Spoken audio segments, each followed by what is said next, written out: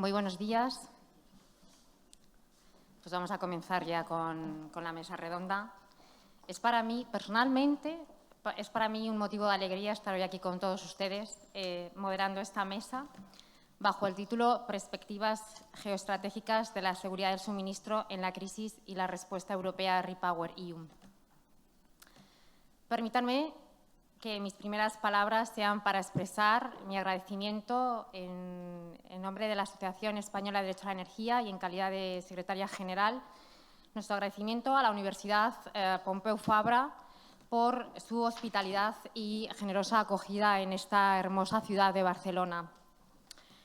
Como no podía ser de otra manera, y con el permiso de los panelistas, quisiera ofrecer esta mesa en recuerdo de don Gaspar, por cuanto inspiró y suscitó a todos los abogados, muchos de los cuales se encuentran en este auditorio, que tuvimos el gran privilegio de trabajar, de aprender y formarnos con él.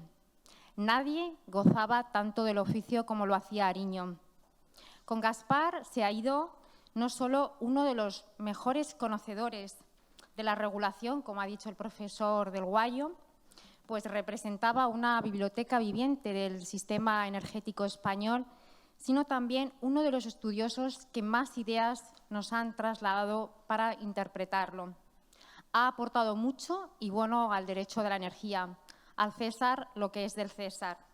A buen seguro, su ausencia nos causará a los que fuimos sus discípulos y amigos un lacerante dolor, compañero innato de la vida, cuya anestesia siempre será su legado, ejemplo y memoria. Pues parafraseando a don Gaspar, vayamos pues al grano. El presente y futuro sistema energético europeo y la estabilidad del mismo pasa por tener un modelo diversificado y seguro. Uno de los grandes problemas de Europa ha sido siempre la carencia de combustibles fósiles, ya sea el petróleo, el gas o el carbón barato y de calidad. Tal era su dependencia que hasta el 40% de todo el gas consumido en la Unión Europea provenía de Rusia. Sin embargo, ahora un cambio en el mix energético mundial hacia un abastecimiento limpio es apremiante.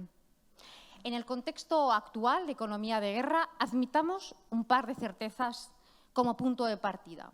La primera, ha salido a relucir uno de los vectores del trilema energético, la seguridad del suministro, y se ha puesto de manifiesto su fragilidad en el episodio bélico actual.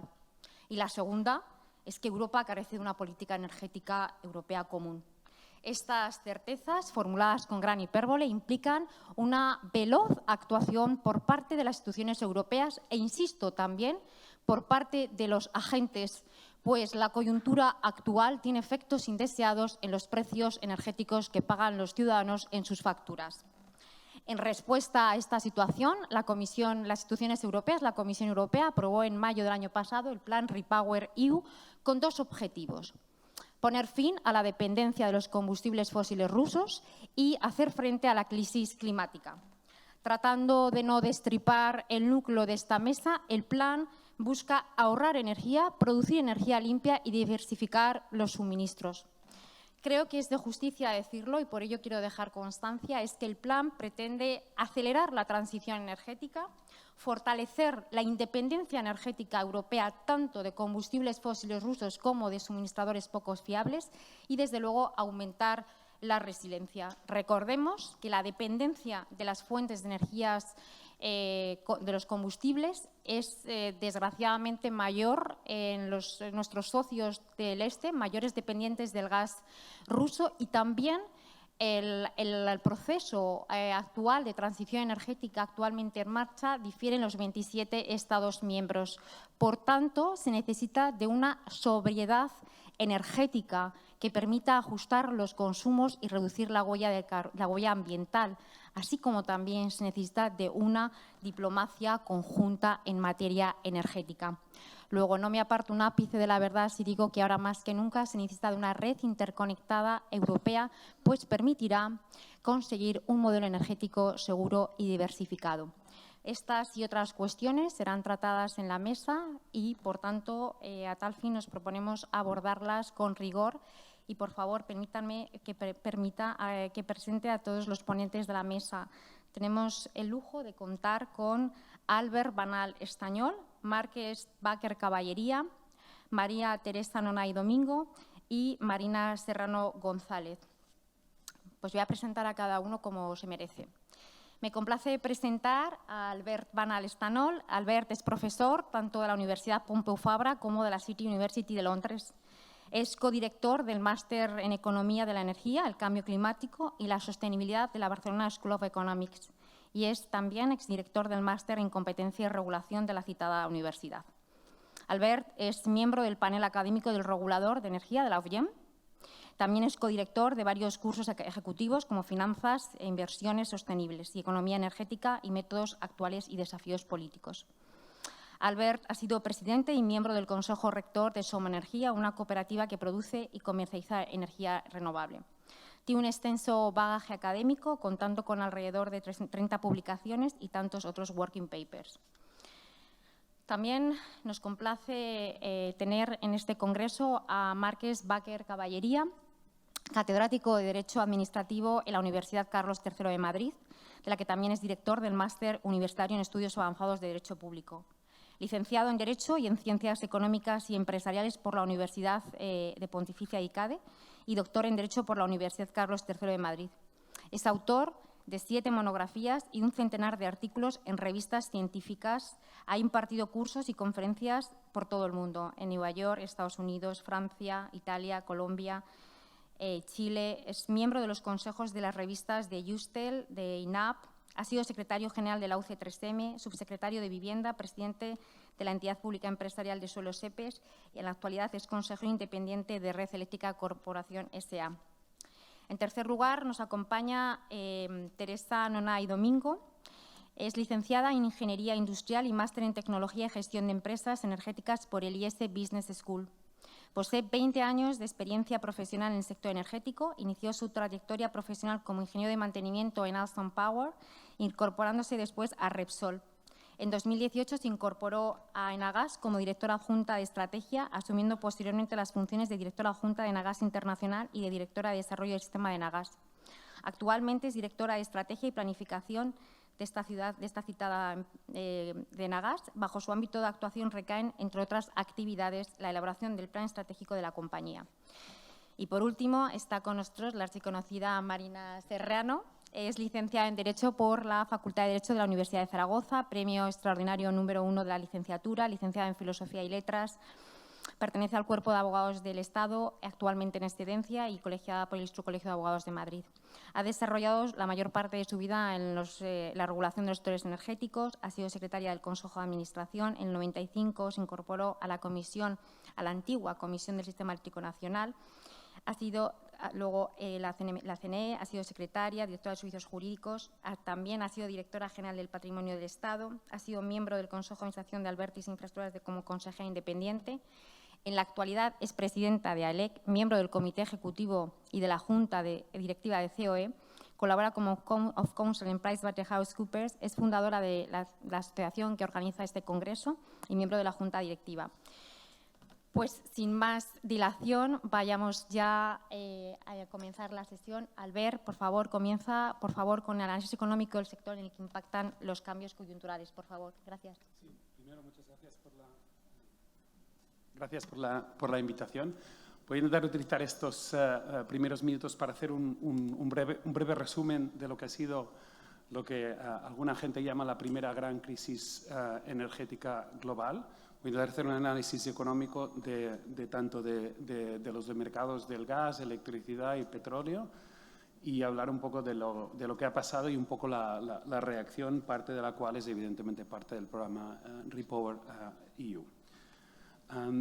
Primero mencionar que, de hecho, la crisis energética empieza mucho antes o antes de lo que es la invasión de Ucrania. Y básicamente, desde un punto de vista económico, lo que es un claro un ejemplo de desajuste entre oferta y demanda, ¿no? Estábamos saliendo del COVID, como se ha mencionado antes, y esto incrementó la demanda y del lado de la oferta pues teníamos problemas tanto de temas de clima, de tiempo, como de problemas de oferta de suministro, ¿no? De mantenimiento y de poca inversión que había habido durante el tiempo del COVID. Y empezábamos ya a ver pues, estas restricciones en lo que es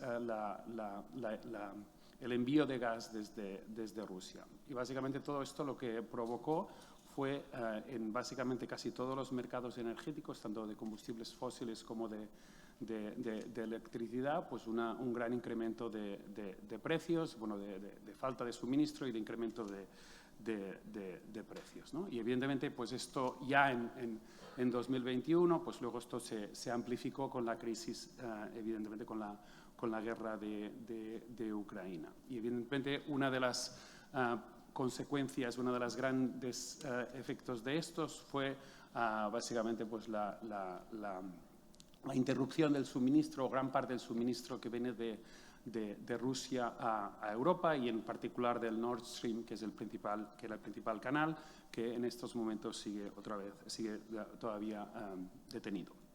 Esto evidentemente provocó un gran aumento en lo que son los precios de gas natural en Europa, a límites que no se habían visto antes. Esto, evidentemente, pues como Europa se quedaba sin gas de Rusia, pues empezó a buscar gas en otros sitios y esto provocó un aumento también de los precios de otros mercados, como el mercado americano. Y, evidentemente, esto generó la primera parte de la crisis energética, ¿no? Y luego la reacción, evidentemente, pues la reacción, como se ha mencionado antes, pues la primera ha sido diversificar las fuentes de suministro de gas de la Unión Europea, pues cambiando de Rusia a otras fuentes. También ha habido, y esto evidentemente es muy positivo para la transición energética, una reducción del consumo de gas, muy desigual a nivel de países, pero en general una reducción. No se sabe muy bien qué parte de esto va a ser permanente, qué parte va a ser temporal, pero ha habido una reducción en la demanda y luego, evidentemente, pues también la Unión Europea pues ordenó, y de hecho los países miembros al final almacenaron mucho más de lo que era obligatorio, y esto también nos ha ayudado a pasar, aparte de también condiciones atmosféricas favorables, en el invierno que justo hemos pasado, ¿no? Que había riesgos incluso de cortes y al final no se han producido. Evidentemente, como se ha dicho también antes, pues el efecto en el mercado del gas ha tenido consecuencias en el mercado de la electricidad, porque evidentemente utilizamos gas para producir una parte de la electricidad. Y esto, además, se ha juntado con también problemas climáticos ya en verano de 2021, con olas de calor, con sequías, con poco viento, pues que evidentemente pues, generó poca oferta y precios muy altos. Esto, además, conjuntado con los problemas que sabéis que hay en Francia en cuanto a los reactores nucleares. Esto, evidentemente, provocó lo que vimos fue precios nunca vistos en términos de mercados de electricidad, llegando a los centenares de euros en la gran mayoría de países europeos, menos en España, pero también, como podéis ver, en términos de perspectiva temporal, pues a niveles que no habíamos visto nunca, ¿no? Habíamos siempre ido alrededor de los 50 euros por megavatio hora, y esto se multiplicó por 4 y por 0, ¿no? Y evidentemente, parte de la respuesta pues, ha sido de la Unión Europea, ha sido una parte pues, la reducción de la demanda, también, como se ha mencionado antes, pues, estos máximos o estos impuestos en los beneficios extraordinarios, y la reforma del mercado interno de electricidad que se ha mencionado y que también se va a hablar por la tarde. Esto afectó mercado gas, mercado electricidad y, evidentemente, también el mercado del petróleo, porque Rusia también es uno de los grandes productores y exportadores de petróleo, y también, en particular, en Europa. Pues todo esto, evidentemente, cambió todos los mercados internacionales de petróleo y, de hecho, la respuesta de los otros grandes productores, tanto de la OPEC como de las empresas grandes globales, pues no llegó a básicamente pues, sustituir esa falta de oferta.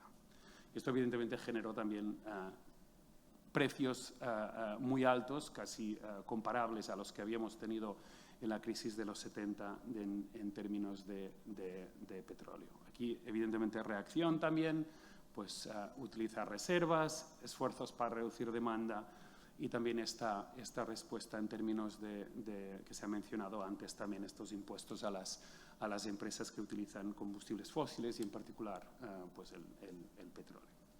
La situación actual es mejor, o sea, ha mejorado, pues hay más reservas de gas, los precios de gas han bajado a niveles de antes de la crisis, los precios de la electricidad siguen más altos de los que había, pero no a niveles de los que habíamos visto durante la crisis, y también los precios del petróleo también han bajado, ¿no? Pero tenemos que recordar que, evidentemente, todo este proceso fue muy costoso, tanto para familias, empresas, como para gobiernos. Y, otra vez, ahí sigue habiendo muchas incertidumbres, como hemos mencionado antes, porque la guerra no se ha acabado y porque sigue habiendo muchas dudas en cuanto a los efectos que tendrá sobre la demanda. Y mi última transparencia ya, consecuencias de esto, ¿no? Consecuencias económicas de esta crisis, ¿no? Esta crisis que es más global que de hecho, por eso es la primera global, tiene algunos parecidos con lo que pasó en los 70, pero esta es más global porque el mundo está más globalizado y también porque ha afectado pues, muchas fuentes de energía y no solo una, como en ese caso, como en el petróleo. Y también, como se ha dicho, evidentemente, pues esto tiene consecuencias tanto para la inflación como para las empresas, como para el crecimiento en general, pero sobre todo en lo que se refiere a lo que es la pobreza energética, porque sabemos que los hogares que tienen menos son los que acaban pagando una parte más importante de su dinero en términos de energía. Y esto ha tenido consecuencias no solo en países en desarrollo, pero también en los países desarrollados. Y, evidentemente, pues, a mí lo que me sugiere todo esto es que realmente tenemos que hacer algo. No puede ser que nos quedemos con reformas que no van muy allá. Muchísimas gracias, Albert, por tu intervención y por tu capacidad de síntesis, que sé que has hecho un gran esfuerzo en resumir tus transparencias. A continuación, Marcos nos va a hablar sobre la respuesta europea, REPowerEU y el horizonte de reformas. Adelante, gracias. No sé si hay y tenía una presentación.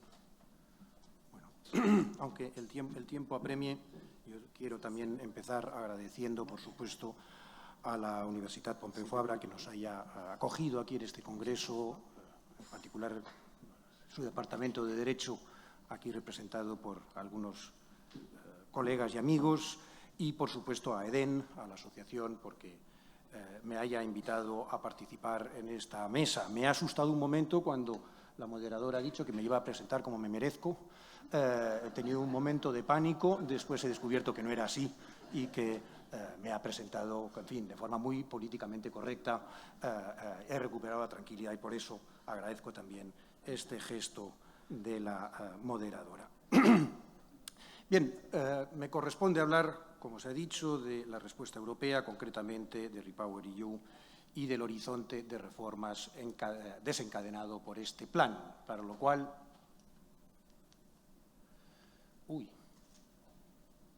lo primero que tengo que hacer es revisar mis lentes progresivas.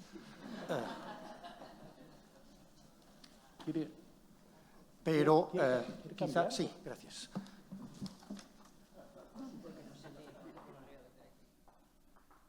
Los turistas tendemos a poner demasiada literatura en las presentaciones y después lo pagamos. Exacto, lo pagamos los ponentes. Bien, decía que quizá para enmarcarlo habría que recordar, aunque se ha hecho ya que partimos en la Unión Europea de ciertos objetivos legalmente vinculantes establecidos tanto en la mal llamada Ley del Clima de reducción de emisiones como en la Directiva de Renovables de aumento de la penetración de las renovables hasta al menos el 32% del consumo final bruto en el 2030, que ahora el proyecto de nueva directiva se propone ampliar, si no recuerdo mal, hasta el 42,5%.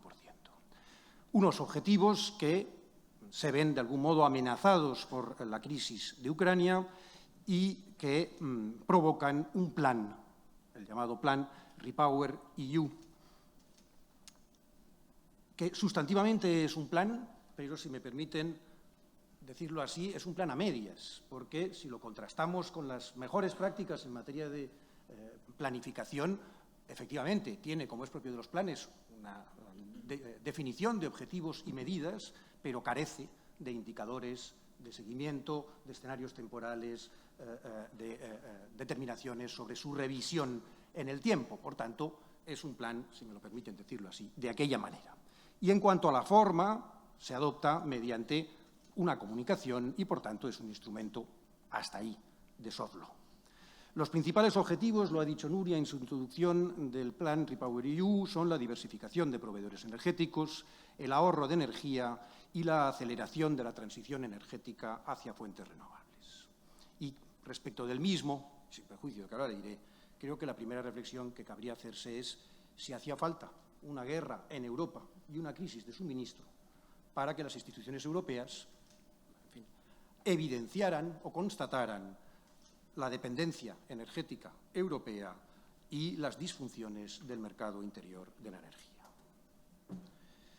Bien, este plan, en la definición ascendente de la política europea, se acompaña después de medidas de financiación para abocar fondos de los planes de recuperación y resiliencia hacia estos fines y, en tercer lugar, de medidas de regulación, empezando por el Reglamento de 2022 y continuando en lo que toca a las renovables por la reforma de la Directiva de Renovables. Por otro lado está la reforma del mercado, pero como eso se le dedicará una mesa monográfica, tenemos poco tiempo, no voy a detenerme en ella. Por tanto, ¿qué se está haciendo para este despliegue acelerado de renovables? Era el objetivo, lógicamente, ya de la Directiva Renovables, que para este fin proponía un principio, el de eficiencia energética, y ponía el foco en un problema, el de los procedimientos administrativos, que ya anunciaba que debían simplificarse y acelerarse. El plan REPowerEU toma pie en la Directiva de Renovables y vuelve a insistir en la importancia de acelerar la concesión de permisos, los procedimientos administrativos, y propone un nuevo principio, un principio novedoso, llamado principio de las energías renovables como un interés público superior. Pero el plan REPowerEU, insisto, es un instrumento de soft law y no nos dice en qué consiste este nuevo principio del sector energético en Europa. Sin embargo, este ha tomado cuerpo en el Reglamento 2022-2577 del Consejo, que establece un marco para acelerar el despliegue de las energías renovables. En primer lugar, y ahora ya tenemos cuerpo legal para el principio del interés público superior, establece una presunción, dice que es refutable, dice en su preámbulo, que es refutable, de que los proyectos de energías renovables y de red y de almacenamiento son de interés público superior a efectos de la legislación ambiental pertinente. Añade excepciones de evaluación de impacto ambiental, de reducción de plazos para resolver y de silencio positivo, y nos dice que todo esto son normas temporales de emergencia, que van llamadas a tener una vigencia por 18 meses, ampliables, eso sí. Por tanto, son medidas de excepción en el corto plazo, pero con efectos, evidentemente, en el muy largo plazo, dado que estamos hablando, por ejemplo, de autorización de instalaciones de renovables que después tendrán una vida útil de varias décadas. Plantea esto un problema técnico en el que no voy a incidir aquí, salvo que después en el coloquio a alguien le interese, al que ya ha aludido antes la ponente en la inaugural, del título competencial para la adopción de todos estos paquetes de medidas. Tradicionalmente, la Directiva Renovables se amparaba en el 194, el título de energía. Ahora, este reglamento de normas temporales de emergencia se acoge al 122, política económica. Pero eso, de nuevo, nos confirma que es algo coyuntural, puesto que ese título sirve para adoptar medidas frente a una determinada situación crítica. Y queda siempre en el olvido otro título competencial, el de Medio Ambiente, que prevé expresamente la posibilidad de adoptar medidas que afecten de forma significativa a la elección por un Estado miembro entre diferentes fuentes de energía y a la estructura general de su abastecimiento energético, pero que, como es un título que requiere unanimidad, jamás es invocado por las instituciones. Creo que lo siguiente que debemos hacer en esta reflexión es recordar que la aceleración de las renovables no es algo que disrumpa en el vacío, sino que debe ser leído en su contexto. Las renovables son parte del sector energético y la energía es parte del medio ambiente y del territorio.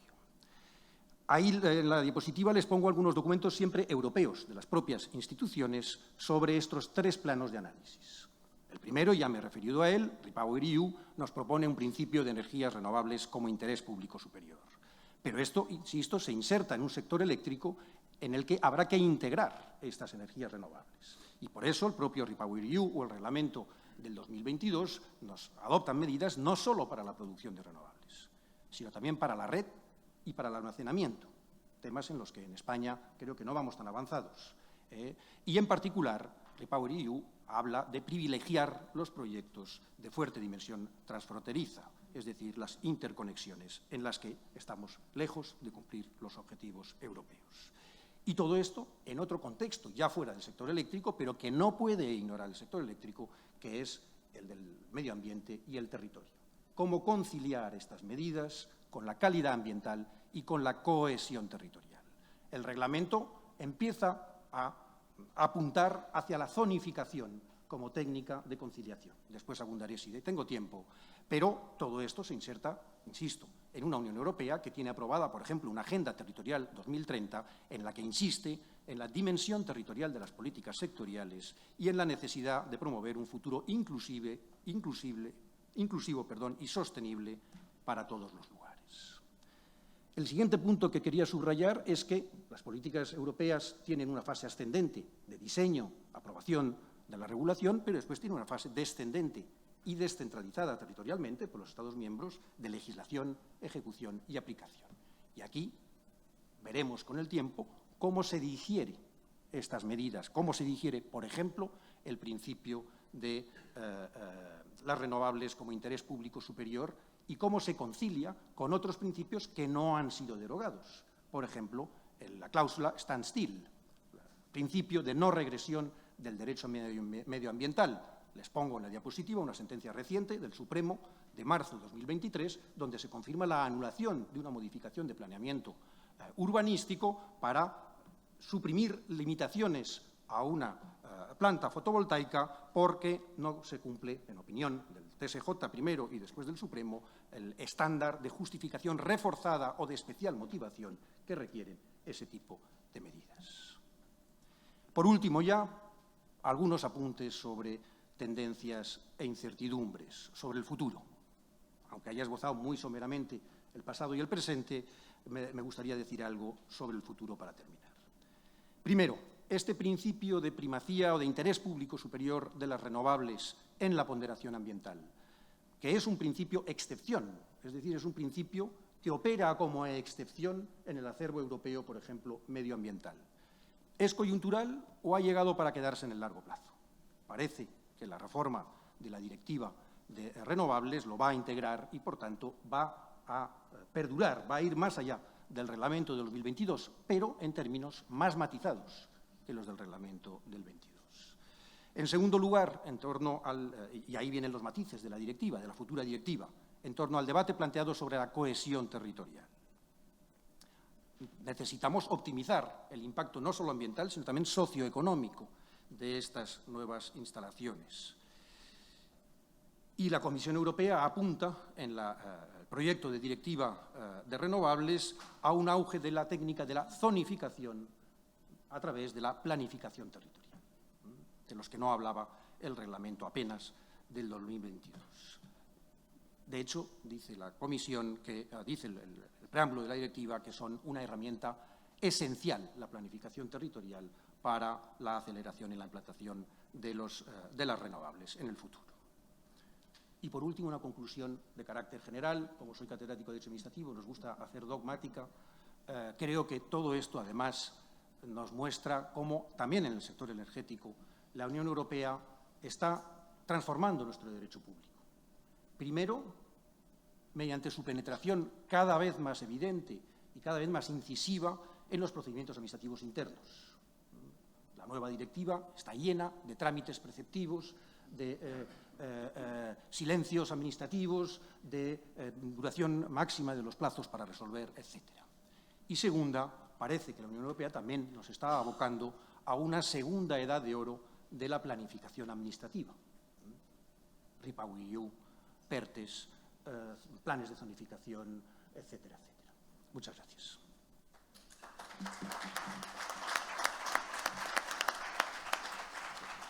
Muchas gracias, Marcos, por tu brillante intervención y por la claridad de los mensajes. Una vez que tenemos ya el contexto económico y jurídico del plan, vayamos a ver cómo esto tiene sus implicaciones en los players. Y para eso contamos con Maite, así que adelante, que nos va a explicar las implicaciones en el sector del gas. Gracias, Maite. Muchas gracias, Nuria. Buenos días a todos y me uno también al agradecimiento a la Universidad Pompeu Fabra y, por supuesto, a Eden por la invitación, por invitarme a este foro, que yo creo que es muy oportuno, ¿no?, sobre desafíos geoestratégicos y energía.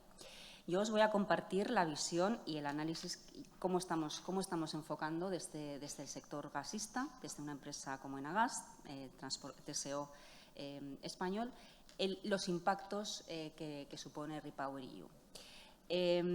Efectivamente, REPowerEU fue la respuesta al gran desafío geoestratégico que supuso la invasión de Ucrania por parte de Rusia. Una respuesta que se caracterizó por su celeridad, contundencia y unidad sin precedentes. En un momento en el que, es cierto, ya se ha dicho aquí, Europa tomó conciencia como nunca antes de la vulnerabilidad geoestratégica que suponía ser excesivamente dependiente en los suministros de gas de un solo productor, de un solo agente, ¿no? Entonces, desde ese punto de vista, yo creo que marca un antes y un después en la aproximación europea a los temas de energía, pero obviamente, como ya se ha dicho aquí, pues también tiene sus hándicaps, ¿no? El que esos objetivos, esa ambición que tiene REPowerEU no se esté materializando en objetivos vinculantes para el sector, pues tiene un problema, ¿no? Al final, las empresas nos hemos alineado, por ejemplo, Enagas se ha alineado con esa ambición de REPowerEU, que establece, como muy bien has dicho, 3 ejes de actuación. En primer lugar, la eficiencia energética, ¿no?, y el ahorro de energía.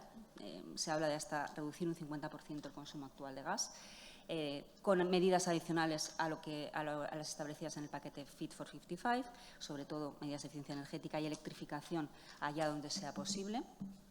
También se hace referencia, como muy bien has dicho, a la aceleración de la transición energética y ahí se revisan los objetivos de descarbonización y el ritmo para su consecución. Y eso es muy importante, porque en el sector gasista mete en la mesa, en el debate, los gases renovables, tanto biometano como especialmente hidrógeno, por su capacidad de sustituir usos de combustibles fósiles en sectores muy difíciles de electrificar, donde la electrificación tiene limitaciones. Estos sectores son la industria de alta temperatura y el transporte, fundamentalmente. Entonces, aquí el hidrógeno tiene un rol y REPowerEU lo pone sobre la mesa. Y tanto es así que, cuando se habla de diversificación de fuentes de suministro, que también es el tercer eje que habéis comentado, que se ha comentado, REPowerEU refuerza el papel de las infraestructuras y reivindica el papel de las infraestructuras eléctricas y gasistas en el territorio europeo para conseguir esa aceleración de la transición energética. Y esto también es muy importante. ¿Por qué? Porque hasta ahora hablamos de oferta, demanda, pero las infraestructuras son las que habilitan de alguna manera conectar la oferta con la demanda y conectar los puntos de exceso de oferta con los puntos de déficit de demanda. Y es aquí donde, para el sector gasista, REPowerEU supone un punto de inflexión, porque nos pone al hidrógeno como una alternativa al uso del gas natural en el largo plazo. Es verdad que esa diversificación de fuentes de suministro en el corto plazo está dando un papel más relevante al GNL. El GNL está siendo el que está posibilitando esa reducción de la dependencia de gas ruso. Hemos pasado de consumir 155 BCM en total, contabilizando importaciones por tubería más importaciones de GNL, a 63 BCM, si no me acuerdo, por ahí andará, también en total, con lo cual esa es una reducción muy importante del 50%, y del 55% es todavía mayor si solamente contabilizamos las importaciones por tubería, esto en base anual. Si tomamos meses concretos, esa reducción pues, ha sido mucho mayor, hablamos de un 80%, por ejemplo, en febrero de 2022 frente a 2021, ¿no? Por ejemplo. Entonces, esto es muy relevante, porque estas líneas de actuación suponen una transformación estructural del sistema energético de la Unión Europea y, sobre todo, pues más concretamente del sistema gasista, ¿no? Como he dicho, el hidrógeno, REPowerEU da un espaldarazo al hidrógeno, pone un objetivo, una ambición de 20 millones de toneladas de consumo en 2030. Para tener un contexto, actualmente la Unión Europea consume 8 millones de toneladas, con lo cual supondría multiplicar por 2,5 veces el consumo de hidrógeno actual europeo de la Unión Europea a 2030. Y la mitad de esos 20 millones de toneladas se tienen que producir dentro de la Unión Europea y la otra mitad se tienen que importar. Con lo cual, esto representa una oportunidad muy relevante para los países que son líderes o que tienen potencial para desarrollar, para producir hidrógeno. En el caso de España, hidrógeno verde. Estoy totalmente de acuerdo con lo que se ha dicho aquí, con Leigh. Hay que definir efectivamente qué es hidrógeno, el color del hidrógeno y las reglas del juego, ¿no? de los actores, o sea, las reglas del juego para que todos los actores sepamos a qué nos tenemos que atener. Aquí va a ser fundamental tener una regulación que soporte ese desarrollo de infraestructuras. En este sentido, yo creo que este año va a ser clave para el hidrógeno, va a ser el año del hidrógeno, que se ha comentado aquí. A nivel europeo se esperan importantes avances para tener este marco regulatorio de referencia, el paquete de descarbonización de los mercados de hidrógeno y de gas, la revisión de la Directiva de Energías Renovables y el establecimiento de este marco y su transposición al marco legal nacional, pues va a ser fundamental, ¿no? Para conocer estas reglas del juego, tanto en marco de actividades a las que podemos optar los agentes del sector, cómo se van a desarrollar esas infraestructuras, planificación de infraestructuras y también marco económico, ¿no? Eso va a ser pues muy relevante y, bueno, pues por ejemplo, en Agas hemos alineado nuestro plan estratégico con esa ambición europea que creemos que tenemos que ser ambiciosos, ¿no? La regulación no nos va a acompañar al mismo ritmo y tenemos dos opciones, o quedarnos parados y esperar a que esto ocurra o seguir para adelante. Entonces, las empresas tenemos que seguir para adelante. Hay un reto inversor muy importante porque hay un gap de competitividad actualmente y eso es así, hay un gap muy relevante de competitividad, pero estamos también ante una tecnología que está recorriendo su curva de aprendizaje y la asunción de riesgos tiene que ser compartida. La industria está dispuesta a invertir, pero también tiene que tener un marco regulatorio apropiado, ¿no? Y esa transposición, esa definición de objetivos y su transposición al marco nacional, pues yo creo que es fundamental para que todos tengamos un cierto confort y un cierto marco de actuación. Yo creo que va a ser muy relevante. Y otro elemento que también pone sobre la mesa REPowerEU y que es también muy relevante desde el punto de vista de infraestructura, ya lo he comentado, pero reconoce estas infraestructuras como claves para acelerar esa transición energética. REPowerEU indica una serie de corredores paneuropeos, específicamente en el sector del gas, indica el corredor ibérico como uno de los corredores más importantes o potencialmente más importantes que podría llevar hidrógeno competitivo producido en la península ibérica a las zonas de Centro Europa donde se va a consumir más. Se estima que el 60% del consumo de hidrógeno va a ser industrial. y que el 40% aproximadamente podría estar en las zonas de Centro Europa, ¿no? en los grandes, en el corazón industrial pues de los grandes países consumidores como pueden ser Alemania. Esto es muy relevante y para España supone una oportunidad, no solamente para las empresas, sino también desde el punto de vista de estrategia país.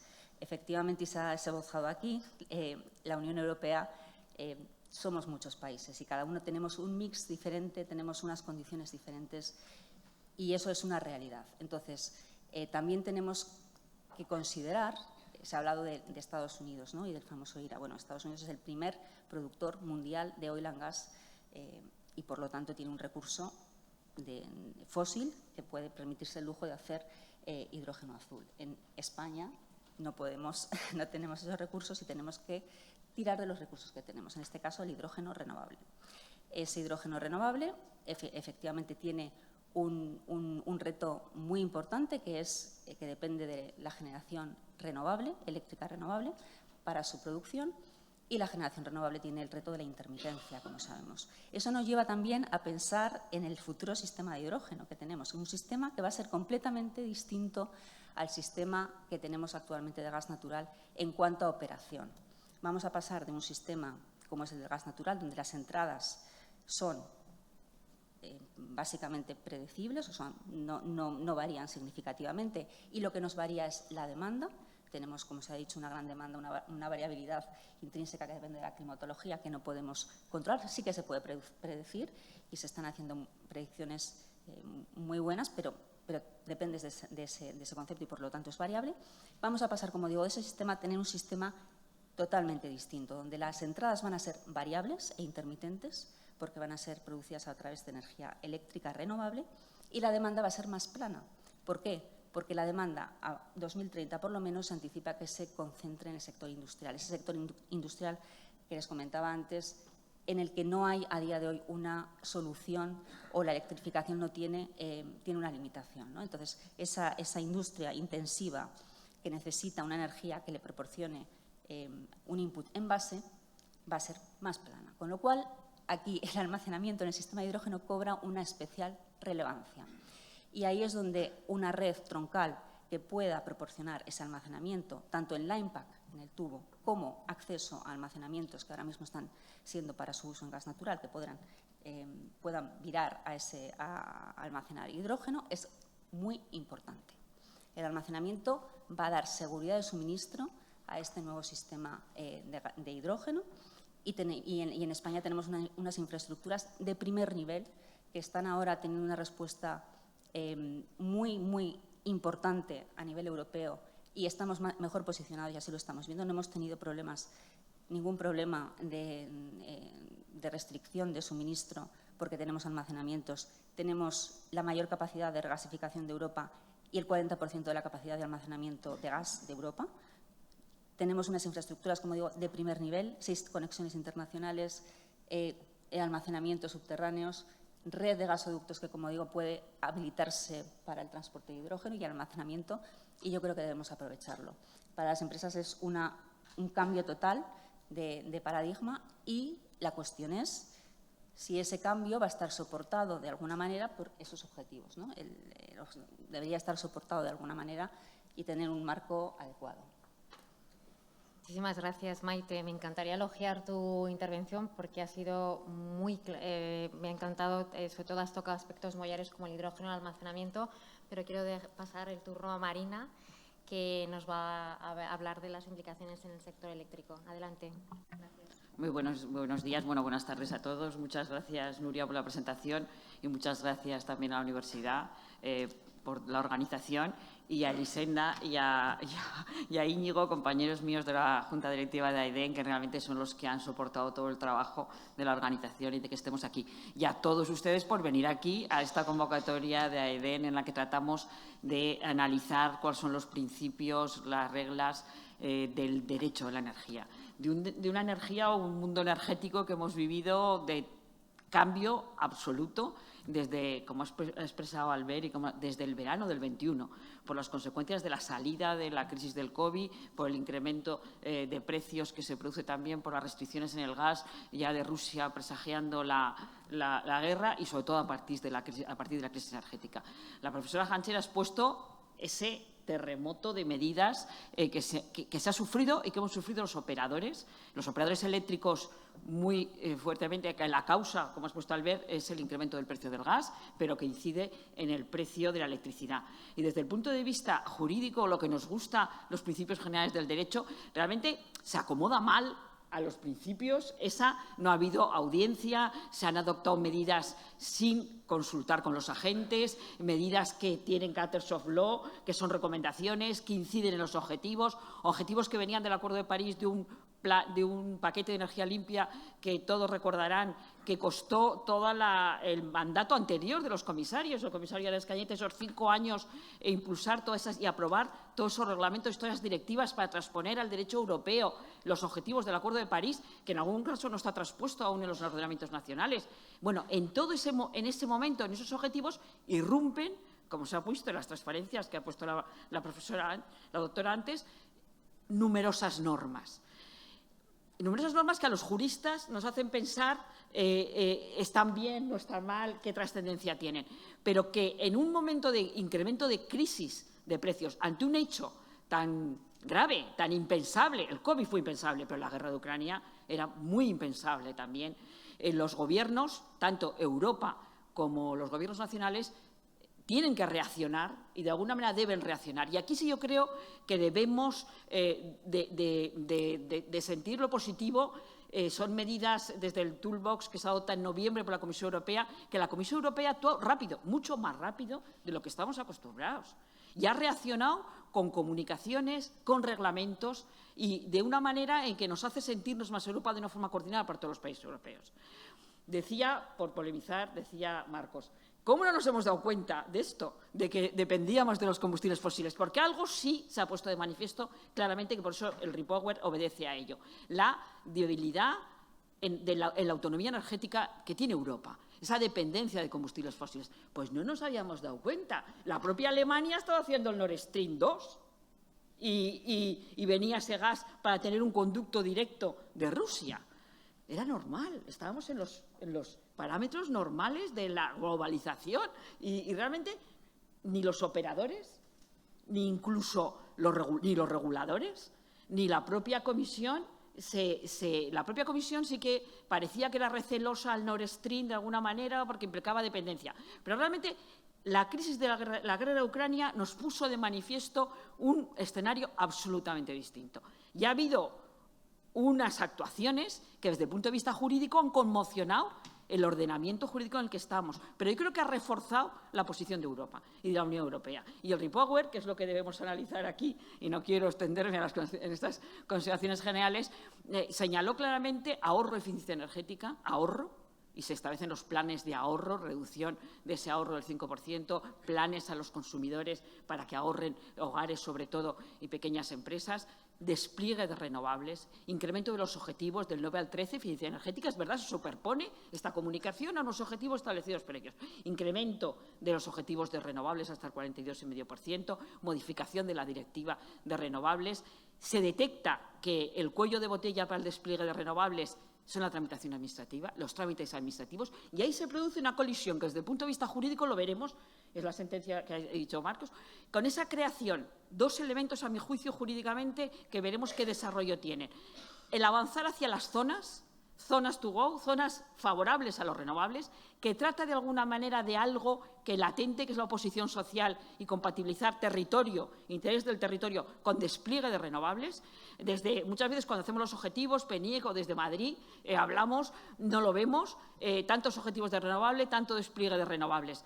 Pero luego vas al territorio y hay que poner un parque solar y hay que poner unas eólicas y hay los intereses y hay que compatibilizar y las zonas es un elemento para ello. Eso y un elemento jurídico que tendremos que avanzar, cómo los territorios se pueden beneficiar de las instalaciones que se hagan. Segundo elemento, esa declaración de interés público superior.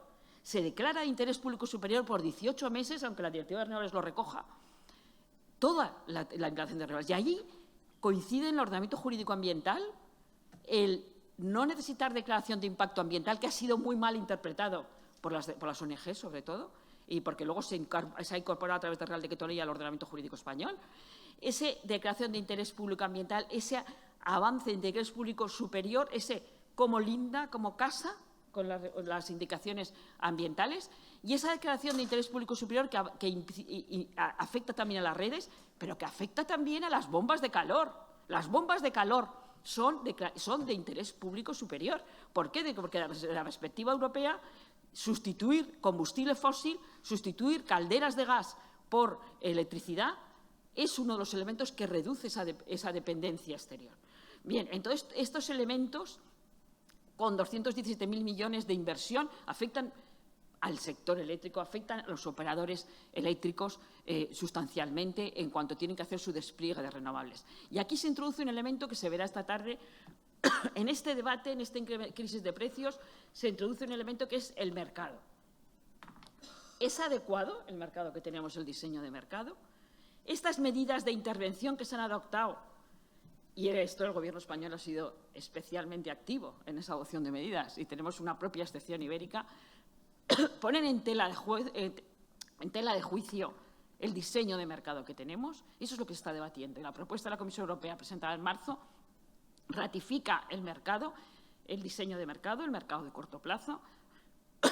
Perdón, pero me estoy quedando sin voz por el ímpetu de hablar. El mercado a corto plazo, pero mantiene unos elementos de contratación a largo plazo que den estabilidad y que eviten la volatilidad, como son los PPAs, de los que hablamos, los contratos por diferencias, y también incrementar el forward. Es un elemento importante este diseño, porque de este diseño va a depender las inversiones, las ingentes inversiones que deben hacerse para conseguir los objetivos de descarbonización y de transición justa. Y uno de los elementos que hay que tener en cuenta es que se trata de introducir un marco para actuar en materia de crisis. Sabemos los juristas que cuando las excepciones a la regla general tienen que estar bien determinados los presupuestos, de hecho, que determinan cuándo se desencadena la crisis y las medidas que pueden adoptarse. Este es un elemento que es uno de los temas de debate entre el Parlamento, la Comisión y será también del Consejo. Y por tanto, ahí hay que tener un especial cuidado tanto en cómo se delimita ese contorno, qué se puede hacer en ese contorno, porque hay una propuesta que está en la Comisión y el relator del Parlamento Europeo, ponente en esta materia, está proponiendo otra diferente. Hay que ver exactamente cómo se delimita, pero lo más importante es que, a nuestro juicio, es que no se permitan posibilidades de actuación de los Estados diferentes, que no se fragmente el mercado, porque se ha conseguido un largo camino de un mercado interior desde el 97 hasta ahora. Se ha conseguido, y es un largo trabajo, y hay que avanzar en interconexiones, y hay que avanzar en una mayor protección del consumidor. Hay muchos elementos de mejora, pero no deberíamos dar ningún paso atrás en ese avance, fragmentando a través de actuaciones diferentes que puedan hacer los países, diversos países. Y ya me voy a quedar aquí porque tendría más que hablar. Hay muchos temas, las redes, la fiscalidad, que lo dice el Repower también, efectos de eficiencia energética, una fiscalidad acomodada a la reducción de emisiones y la protección del consumidor. Muchísimas gracias, Marina. No tenemos mucho más tiempo. Tampoco quiero abusar del tiempo del almuerzo, pero sí me gustaría hacer unas preguntas a los panelistas. Y vamos a comenzar con Albert. Hemos hablado de la crisis climática, de la guerra, de los combustibles fósiles, de la dependencia. ¿Cómo crees, a la luz de tu intervención, que esta situación, esta coyuntura actual, ha podido poner en tela de juicio, en cuestión, los modelos tradicionales de crecimiento? Y la pregunta también es, si vamos a crecer a futuro, ¿cómo tenemos que crecer? Gracias. Sí, gracias. Sí, o sea, esto es verdad que de hecho lo que ha permitido todo este crecimiento que hemos vivido en los últimos 10.000 años, ¿no? Lo que es la estabilidad climática, pues ahora la propia humanidad, pues, ¿no? Como se ha dicho, pues la estamos poniendo en peligro. Yo creo que, a ver, el objetivo está bastante claro, ¿no? Llegar a estas cero emisiones netas. Y el problema es cómo hacerlo, ¿no? Porque, de hecho, hasta ahora, siempre lo que ha pasado a nivel económico es que el crecimiento económico ha ido ligado a un aumento de las emisiones de CO2. Y, por lo tanto, esto nos deja básicamente dos soluciones. Una es dejar de crecer o decrecer, ¿no? Y esto es uno de los… yo creo que hay un corriente, ¿no?, de pensamiento que va en esta dirección, ¿no?, en dejar de crecer e incluso de crecer, y evidentemente luego repartir este decrecimiento, que esto también es la parte importante. Y la otra opción sería pues desligar este crecimiento económico de lo que son las emisiones de CO2. Y esto no se ha hecho hasta ahora. Y evidentemente para conseguir esto pues se necesitan muchas cosas, algunas de las que se han hablado hoy, ¿no? La financiación, las políticas públicas y la regulación, la innovación, y en este sentido yo creo que vamos por buen camino, pero también necesitamos el cambio de comportamiento tanto de hogares como de empresas, ¿no? Y en esta parte, pues yo creo que no vamos a la misma velocidad, ¿no? Por tanto, sí que se está de alguna forma cuestionando todo esto, y de hecho se está hablando un poco de cuáles de las dos vías o si son necesarias o si es necesario escoger, si tenemos que hacer las dos. Sería una respuesta a esto. Gracias, Albert. Marcos, has comentado la ponderación, la necesaria ponderación del impacto ambiental y territorial. Mi pregunta para ti es ¿cómo se puede conciliar este impacto con la necesidad del despliegue de las energías renovables a largo plazo? Gracias. Fácil. Yo creo que la solución a la que me parece que apunta la futura directiva es adecuada. Es decir, hay un punto intermedio entre llevar el debate al final del proceso, cuando se tiene que autorizar una nueva instalación, que ralentiza mucho ese procedimiento administrativo, lo enfanga en la evaluación de impacto ambiental, etcétera, etcétera, y el otro extremo, que es preponderar por ministerio de la ley y decir esto es superior porque lo digo yo en todo caso y en todo territorio, prácticamente, estoy simplificando, que es un poco la solución transitoria y emergente del reglamento. La directiva dice, no, vayamos a un momento intermedio que es la ordenación. Los planes de zonificación, los spatial planning, los planes territoriales. Eso permite anticipar parte del debate y, por tanto, hacer mucho más ejecutivo el procedimiento después autorizatorio, pero, por otro lado, hacer una ponderación circunstanciada y caso a caso, como ha sido tradición en el derecho ambiental europeo. Por tanto, yo creo que ese momento intermedio de los planes de zonificación o planes territoriales tiene la ventaja en cuanto al cómo, a cómo se hace. Tiene ventaja en cuanto al quién, porque permite reintroducir la participación ciudadana y la coordinación interadministrativa, que habían sido olvidadas también en las medidas emergentes, y esto ha generado una polémica que yo creo que se podría haber evitado. El proyecto de directiva habla incluso de promover la participación de las comunidades locales, pone ya el acento y el cuidado en evitar esta desafección territorial que, si aumenta, acabará yendo en contra del propio sector, en mi opinión. Por tanto, en cuanto al cómo, en cuanto al quién y en cuanto al qué, porque los planes territoriales son idóneos, por ejemplo, para promover y ordenar la mezcla de usos, la compatibilidad entre los nuevos usos y otros usos del territorio preexistentes o que puedan minimizar el impacto o favorecer la sostenibilidad de la instalación. En eso pone también el proyecto de directiva el acento y dice que precisamente para esa combinación de usos compatibles la planificación territorial puede ser una herramienta, dice, esencial. Gracias, Marcos. Maite, de manera muy abreviada, ¿qué oportunidades tendría España, qué supondría España un mercado del hidrógeno? Bueno, para España el desarrollo de un mercado de hidrógeno supondría una oportunidad industrial muy relevante, porque supondría, cambiaríamos de paradigma, ¿no? De pasar a ser importadores a pasar a ser exportadores.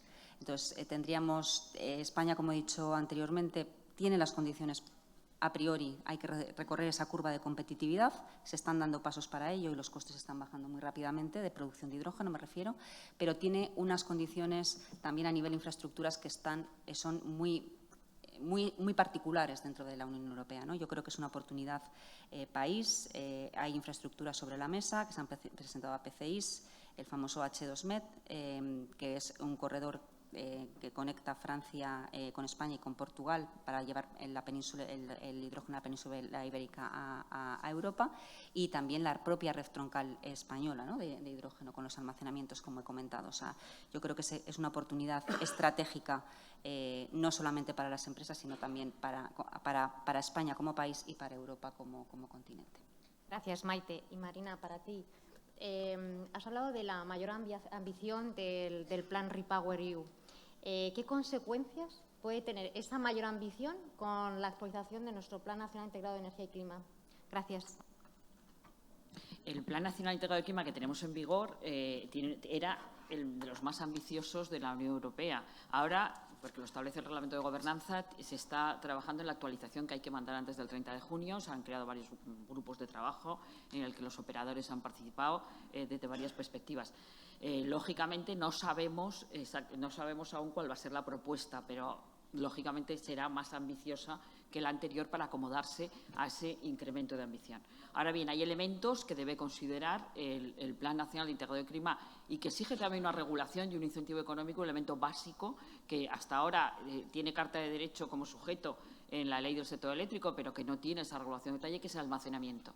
Ese modelo, ese incremento de ambición necesario de implantación de renovables con unas renovables que son discontinuas, exige que el almacenamiento juegue un papel importantísimo. Y eso exige también esa regulación, y también exige, y es uno de los caminos, es los mecanismos, los mercados de capacidad que se están reivindicando. El Gobierno español también lo ha manifestado ante la propuesta de reforma de diseño de mercado, porque allí, en esos mecanismos de capacidad, el almacenamiento junto con la gestión de la demanda pueden tener también ese incentivo económico para poder establecerse.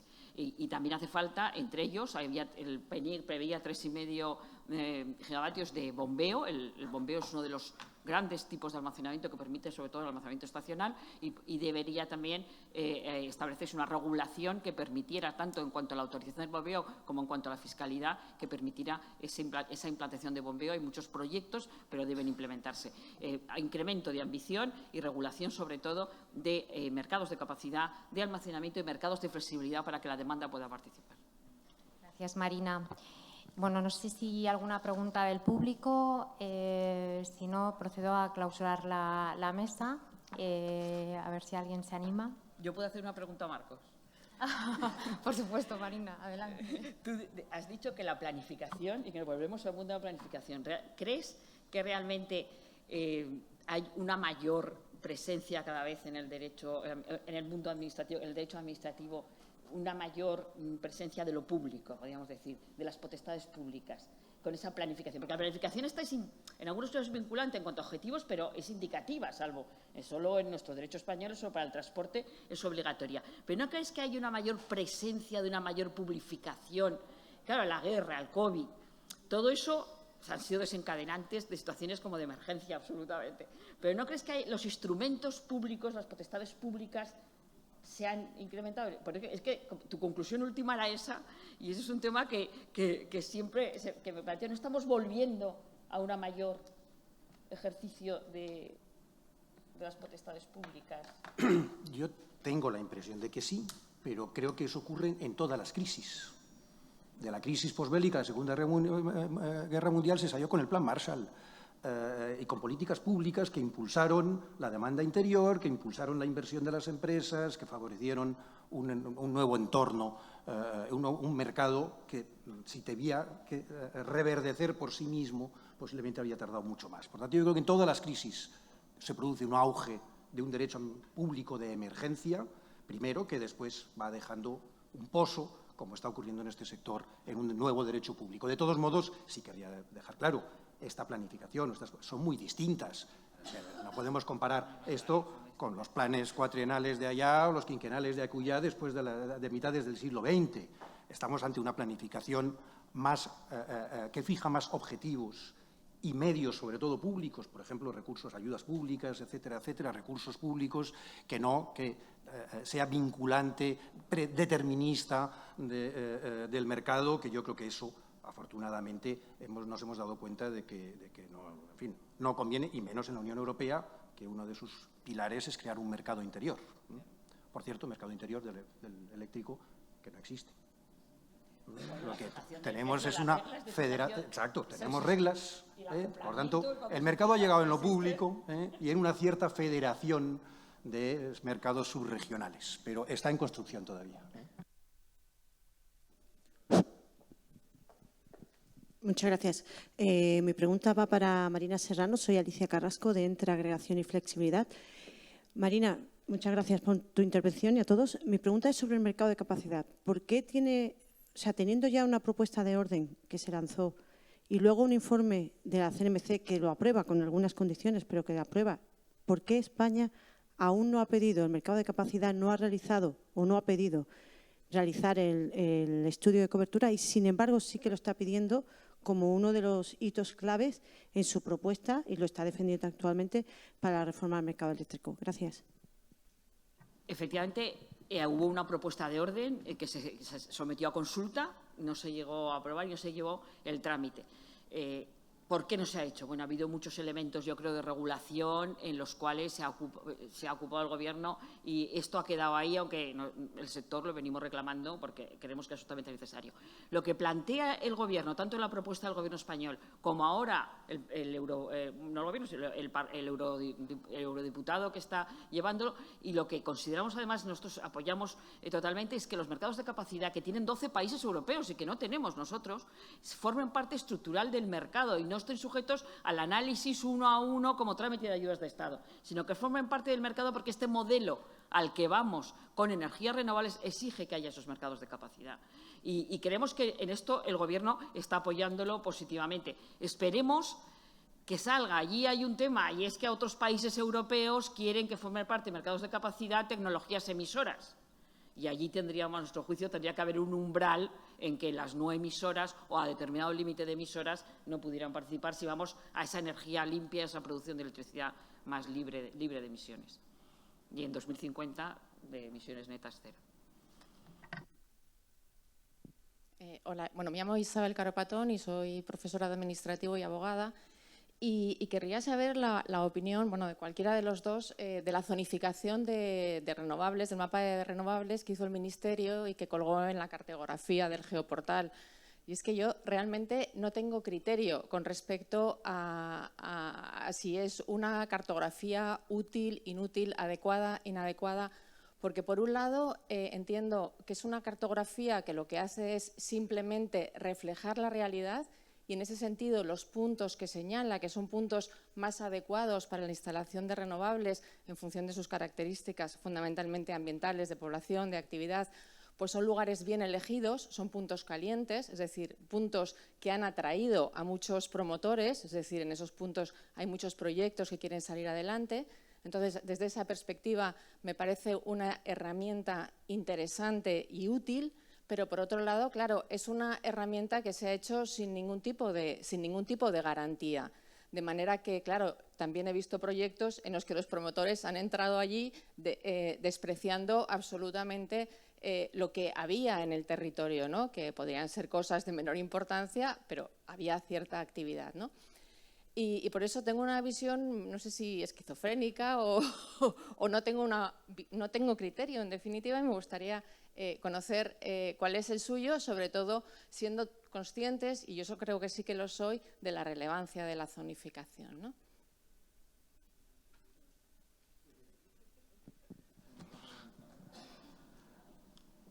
Bueno, es un instrumento aprobado, si no recuerdo mal, en el 2020.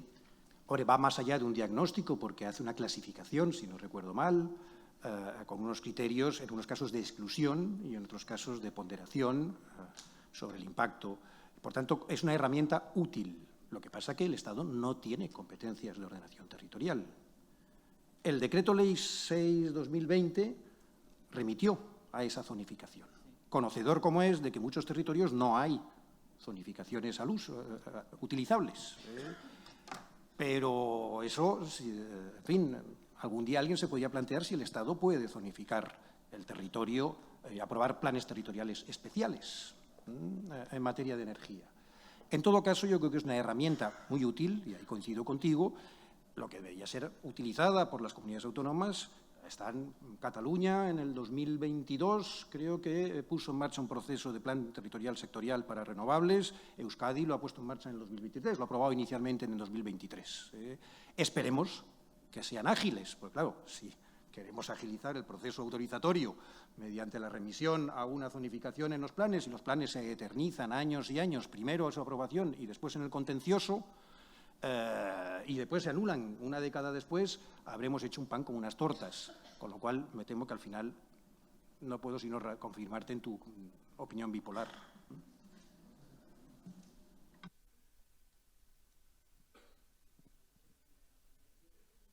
Una herramienta que surge en la terminología en el ámbito europeo, que hay que conectar con las competencias en materia de planificación y las dificultades que tiene, pero en principio se avanzará en esa línea, y yo creo que en eso puede ser útil con la participación de todos. Yo creo que es un primer camino y que tenemos la dificultad de coordinarlo con las competencias que tienen las comunidades autónomas, pero debemos avanzar en ello. Porque, claro, hay que examinar este tema de las zonas, que muchas veces, no desde el punto de vista ambiental, pero muchas veces las mayores peticiones son donde hay acceso y conexión en la red, que es lo que quiere el promotor, que se haga rápido y se consiga. Y por eso es un camino que deberemos recorrer, yo creo, y avanzar en esa línea. Otra pregunta. Seré muy breve. En relación con la zonificación, que es hot point, creo, y de hecho me estoy pisando un poco la intervención de mañana. de mañana. Una pregunta concreta. Repower relanza los programas de hidrógeno, triplicamos, ¿no? Más o menos es lo que se ha dicho, los objetivos. El Gobierno español parece que manifiesta vocación de liderar la producción y ser un actor importante en este sector en el ámbito europeo, pero se ha calculado, por curiosidad, cuánta energía verde hace falta para satisfacer los objetivos que asumimos como líder. Pues si hay que triplicar, nosotros vamos a poner en el mercado un 30%, lo que sea. Bien, ¿cuánta energía verde hace falta para eso y qué superficie compromete de tierra o de mar esa capacidad nueva para entrar en el liderazgo del hidrógeno? En primer lugar, los objetivos es un punto muy importante de debate, porque efectivamente se han esbozado una ambición, pero efectivamente no queda claro cuánto toca a cada uno, ¿no? Entonces, en el caso de España, lo que hemos estimado las compañías, en este caso hablo por Enagas, tenemos un proyecto de exportación, 2 millones de toneladas de hidrógeno verde 2030 por H2Med, que representan aproximadamente el 10% del objetivo de 20 millones de toneladas que pone REPowerEU. Además, se ha estimado un monto de demanda interna. Pero, ciertamente, ahora y se está trabajando en ENSOG en esa línea, ¿no? En ver qué es lo que dice ENSOG, tiene como una estimación, pero no está claro cómo se está haciendo ese reparto. Y ahí yo creo que va a ser un poco al revés, ¿no? Cada país va a estimar lo que cree que puede tener de demanda y producción, obviamente, y a partir de ahí se llegará a ese punto tan importante que es, tenemos unos objetivos, pero cuánto toca cada uno, ¿no? Efectivamente. Ahora mismo lo que estamos haciendo es calcular país a país, cada uno, lo que cree que tendría que tocarle, ¿no? Y en el caso de España cumpliríamos con esa ambición. Estaríamos hablando pues, de 2 millones de toneladas para exportación y alrededor de 1,3 de demanda interna, ¿no? Pero eso, al final, tiene que estar soportado de alguna manera con algún tipo de objetivo. Y a tu segunda pregunta de si se ha estimado, ¿no?, la zona exactamente. Bueno, pues ahí hay estudios de potencial de generación, de potencial eólico, solar, etcétera. Y también lo que se está tratando, lo que estamos tratando también es de no sobrecargar las redes eléctricas también. O sea, hay una electrificación muy importante. El hidrógeno, en teoría, supondría un mayor estrés sobre las redes eléctricas, pero es verdad que a día de hoy hay 130 gigavatios de potencia renovable con acceso denegado a red, que podría ser utilizable para generar hidrógeno no conectado, de forma de plantas en isla, ¿no?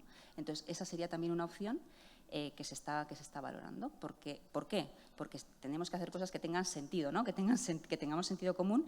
El peso sobre la electrificación es ya muy relevante de por sí. La estrategia de largo plazo pues marca objetivos de electrificación muy, muy relevantes, tanto en el mix eléctrico 100% renovable a 2050, 75% a 2030, si no me equivoco, y por supuesto, electrificación de usos finales, ¿no?, hasta más del 50%. Por lo tanto, ya tenemos ahí un peso sobre la red muy relevante.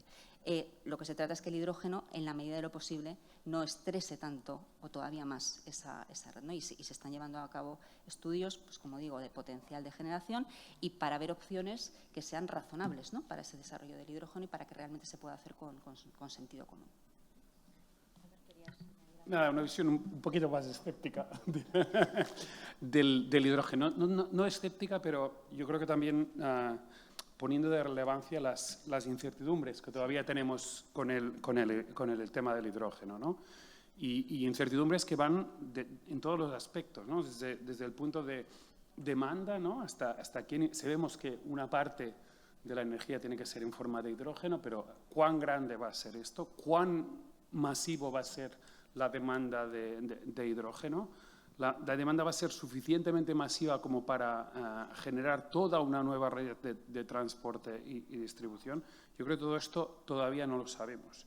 Y del lado de la oferta, del lado también de los costes, porque sabemos que tecnológicamente va a ser posible, pero la pregunta es, ¿va a ser rentable?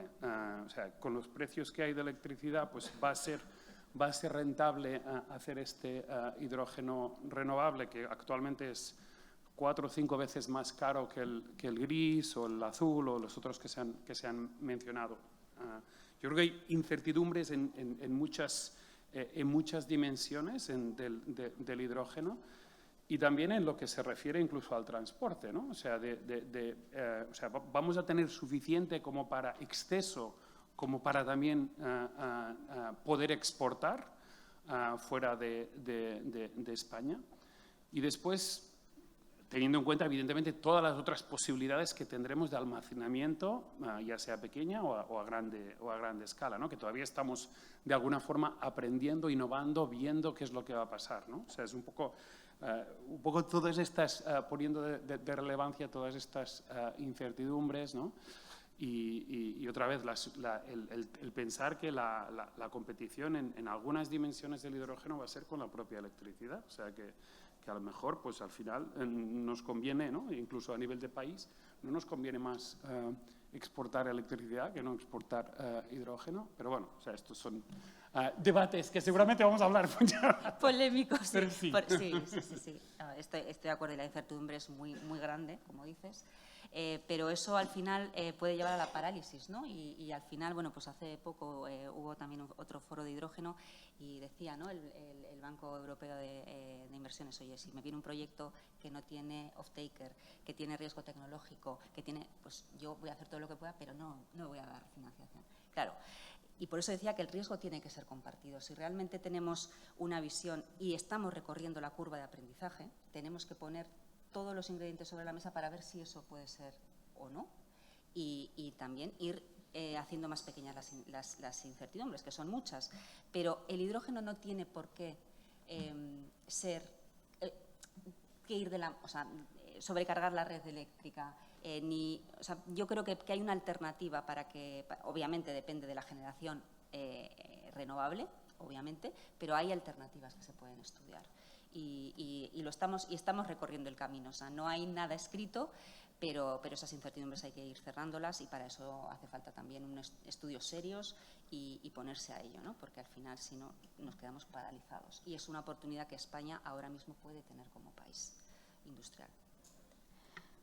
Pues bien, como decía Maite, efectivamente estamos recorriendo el camino. Hemos puesto sobre la mesa distintas propuestas, sugerencias. Tenemos muchísimos retos, muchísimos desafíos. Somos conscientes de que este proceso de cambio no es nada fácil, pero una acción conjunta y coordinada, pues desde luego que va a ayudar a mejorar la salud ambiental del planeta y desde luego a estar mucho más preparados para futuras crisis energéticas. Sin más, quiero agradecer a los ponentes de la mesa y al público y disculpar por este retraso para el almuerzo. Gracias.